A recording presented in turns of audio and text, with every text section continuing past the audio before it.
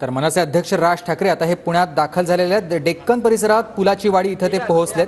पुण्यामध्ये झालेल्या पावसामुळे शॉर्ट सर्किटमुळे मृत्यू झालेल्या तरुणांच्या कुटुंबांना राज ठाकरे आता भेट देत आहेत। डेक्कन परिसरात 2 दिवसांपूर्वी शॉर्ट सर्किटमुळे 3 तरुणांचा मृत्यू झालेला होता। दोन्ही तरुणांच्या कुटुंबांना राज ठाकरे आता भेट देण्यासाठी आलेले आहेत। याआधी निंबजवाडी या ठिकाणी देखील ते पोहोचलेले होते।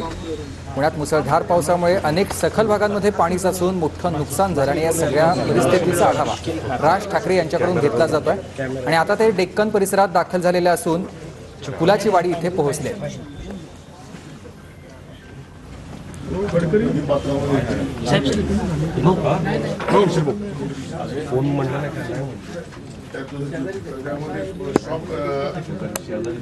शॉक लागला काढायला गेले ते पाण्याचा शॉक तिघ मुलं होती साहेब, तिघ मुलं होती। 21 वर्षाची एक नेपाळी होता, रात्री अचानक पाणी सोडलं।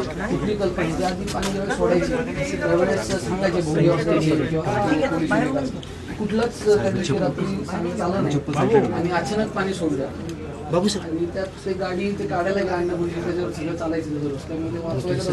लाईट बंद कर, लाईट बंद कर, लाईट बंद कर, लाईट बंद कर। हो केली सॉरी सर।